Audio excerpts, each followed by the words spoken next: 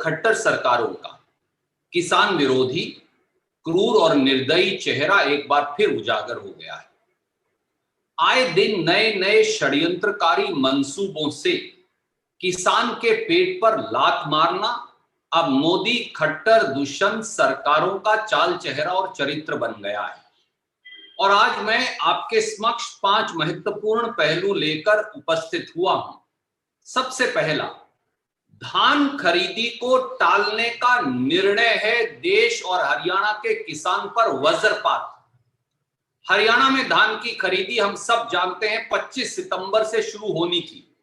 सरकार ने बाकायदा इस बारे में एक पत्र जारी किया है जिसकी प्रतिलिपि मैं आपको भेज रहा हूं। इसके बावजूद लाखों क्विंटल धान 20 सितंबर से मंडियों में आना शुरू हो गया। 11 दिन बीत गए, आज 1 अक्टूबर है। 20 सितंबर से 1 अक्टूबर 11 दिन बीत जाने के बाद भी एमएसपी यानी न्यूनतम समर्थन मूल्य पर एक फूटी कोड़ी धान खरीदा नहीं गया है। अन्नदाता किसान पर अब नया वज्रपात करते हुए मोदी सरकार ने 30 सितंबर को यह पत्र जारी कर दिया जिसकी प्रतिलिपि मैं आपको भेज रहा हूं, जिसमें उन्होंने कहा कि अब धान खरीदी के निर्णय को, सरकारी खरीद को 11 अक्टूबर 2021 तक मुलतवी किया जाता है या टाल दिया जाता है। हरियाणा की मंडियों में 20 लाख क्विंटल धान खुले आसमान के नीचे पड़ा है। उदाहरण के तौर पर जिला अंबाला की मंडियों में 4.5 लाख क्विंटल धान, जिला कुरुक्षेत्र की मंडियों में लगभग 5.5 लाख क्विंटल धान, जिला यमुनानगर की मंडियों में लगभग 2.25 लाख क्विंटल धान, जिला कैथल की मंडियों में लगभग 2 लाख क्विंटल धान और जिला करनाल की मंडियों में ही 1,75,000 क्विंटल धान इस समय खुले आसमानों के नीचे पड़ा है। हजारों किसान सरकार की ओर टकटकी बांधे देख रहे हैं और सोच रहे हैं कि कब एमएसपी पर सरकारी खरीद होगी। अब मुझे बताइए, हरियाणा और देश का अन्नदाता किसान कहां जाए? जालिम खट्टर सरकार और उसके उप मुख्यमंत्री दुष्यंत चौटाला जी ने अहंकार से कल ये कह दिया कि 3 अक्टूबर के बाद निर्णय करेंगे।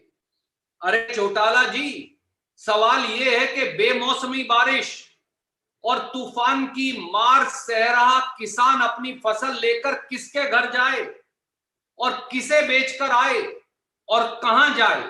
क्या इसका कोई जवाब आपके पास है?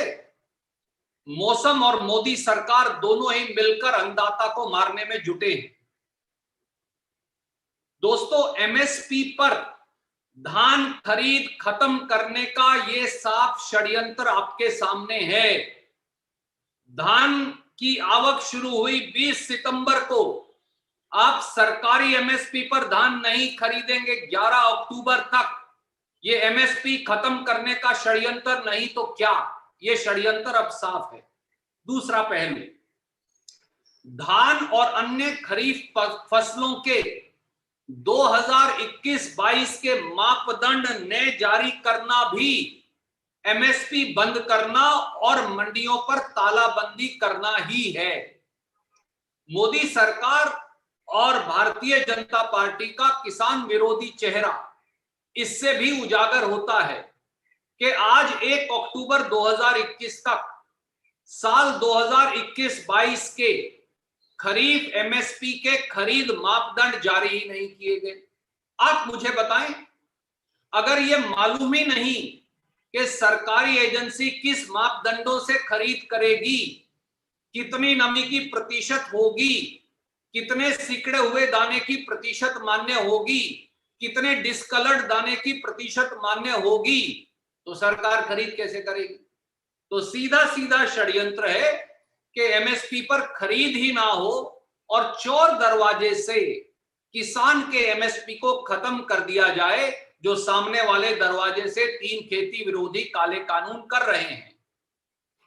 तीसरा, हमारे एससी और बीसी यानी अनुसूचित जाति और पिछड़े वर्गों के भाइयों के पेट पर लात मार रोजी रोटी छीनने का षड्यंत्र किया जा रहा है। हरियाणा की लगभग 199 मंडियों में धान खरीद होगी, बाकियों में कपास या बाजरा खरीद होगी। परंतु क्या कर रहे हैं हमारे अनुसूचित जाति के भाई बहन, हमारे बैकवर्ड क्लास के भाई बहन, वो मंडी मजदूर हैं जिनकी संख्या हजारों लाखों में है।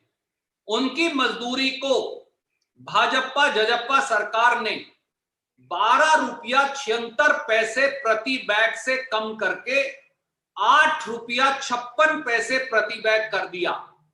यानी हर बैग के साथ 4 रुपया 20 पैसे प्रति बैग मजदूरी को कम कर दिया गया।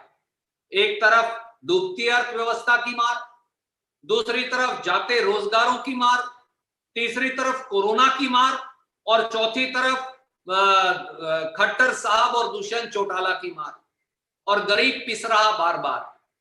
आप ये क्यों मजदूरी कम कर रहे हैं गरीबों की जब उनके पास रोटी खाने के लाले पड़े हैं? सवाल ये है।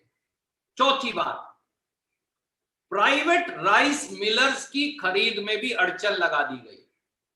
हम ये सब जानते हैं कि प्राइवेट राइस मिलर्स प्राइवेट तौर पर कंजम्पशन के लिए लगभग 15 लाख टन 15 लाख क्विंटल धान खरीदते हैं हरियाणा में, और जो हरियाणा 60 लाख क्विंटल खरीदेगा और उसमें से 40 लाख क्विंटल धान पब्लिक डिस्ट्रीब्यूशन सिस्टम में देगा, उसकी मिलिंग हमारे राइस सेलर के मालिक भाई जो हैं और मजदूर वो करते हैं।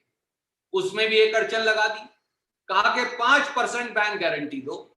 राइस मिलर हड़ताल पर हैं, राइस मिलर हड़ताल पर हैं, सरकारी एजेंसियां एमएसपी पे खरीद नहीं कर रही, मंडियां अटी पड़ी हैं, तो किसान की फसल कौन खरीदेगा? क्या बता सकते हैं खट्टर साहब और दुष्यंत चौटाला? और पांचवा और इतना ही महत्वपूर्ण पहलू है बाजरे को लेकर। बाजरे की सरकारी खरीद को बंद करना भी खेती पर हमला है। साथियों, पिछले साल हरियाणा सरकार ने 7,76,000 मीट्रिक टन बाजरा सरकारी खरीद से खरीदा।